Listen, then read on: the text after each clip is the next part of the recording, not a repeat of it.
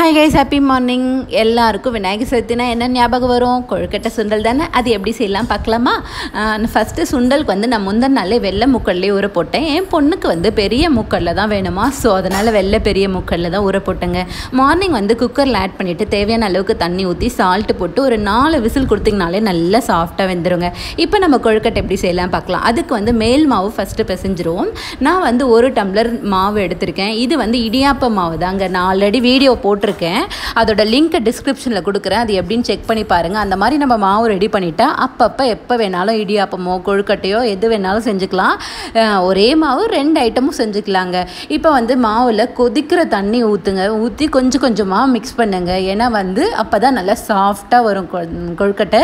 நல்லா தண்ணி கொதிக்கணும். நம்ம சப்பாத்தி மாவு பேசுகிறோம்ல, அந்த பதத்துக்கு இருந்தால் போதுங்க. ஏன்னா வந்து மாவில் தான் இருக்குது கொழுக்கட்டை சாஃப்டாக வருது. இப்போ உள்ளே இருக்க பூர்ணம் எப்படி ரெடி பண்ணலாம் பார்க்கலாம். 1 டம்ளர் வேர்க்கடலை எடுத்துக்கோங்க. அதுக்கு 3/4 டம்ளர் அளவுக்கு வெல்லம் எடுத்துக்கோங்க. வேர்க்கடலை ப்ரோட்டீன் நிறைய இருக்குது, வெல்லம்ல அயன் இருக்குது, ரொம்ப நல்லதுங்க. கூடவே ஒரு ஏலக்காய் போட்டு ஒரு மிக்சியில் அரைச்சிட்டு இந்த மாதிரி உருண்டையாக உருட்டி வச்சுக்கோங்க பூரணத்தை.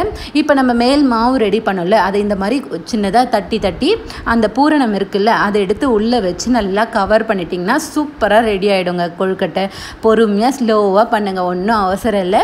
பண்ண தெரியாதவங்க கூட நான் சொல்கிறேன் இந்த மாதிரி மெத்தடில் ட்ரை பண்ணிங்கன்னா சூப்பராக ஈஸியாக பண்ணிடலாம். எனக்கு கூட கல்யாணம் ஆன புதுசில் கொழுக்கட்டையே செய்ய தெரியாதுங்க. இப்போ தான் கொஞ்சம் கொஞ்சமாக கற்றுக்கினேன்னு சொல்லலாம் ஓரளவுக்கு. இப்போ வந்து ரெடி ஆகிடுச்சு. நான் வந்து ஒரு இட்லி பாத்திரம் எடுத்து வச்சு தண்ணி தேவையான அளவுக்கு ஊற்றிட்டு தட்டு போட்டு துணி போட்டு மூடி வச்சுருவேன். ஒரு ஆவி வந்ததுக்கப்புறம் தாங்க எடுத்து வைக்கணும். அப்போ தான் வந்து கொழுக்கட்டை விரிசலும் விடாது, நல்லா சாஃப்டாகவும் கரெக்டாக வெந்துடும். இப்போ இந்த மாதிரி வச்சு கவர் பண்ணிவிட்டு இட்லி தட்டில் வச்சுட்டு ஒரு 7 to 8 மினிட்ஸ் வெந்தாலே போதுங்க. நல்லா சூப்பராக வெந்துடும். சூப்பரான கொழுக்கட்டை சுண்டல் ரெடி கைஸ்னா. வந்து சுண்டல் தாளிக்கல, ஆல்ரெடி மசாலா சுண்டல் வீடியோ போட்டிருக்கேன். அதோட லிங்க் டிஸ்கிரிப்ஷனில் கொடுக்குறேன், மறக்காமல் செக் பண்ணுங்கள். என் பொண்ணுக்கு சுண்டல் தாளிச்சா பிடிக்காது, ஸோ அவளுக்காக நான் தாளிக்காமல் எடுத்து வச்சுட்டேங்க. சூப்பரான சாஃப்டான கொழுக்கட்டை ரெடி. மேடமோட பிரேக்ஃபாஸ்ட்டே இன்னைக்கு கொழுக்கட்டை தான். சாப்பிட்டு தான் ஸ்கூலுக்கே கிளம்புனாங்க. நீங்களும் உங்கள் வீட்டில் மறக்காமல் ட்ரை பண்ணி பார்த்துட்டு எப்படி இருக்குன்னு கமெண்ட்டில் சொல்லுங்கள்.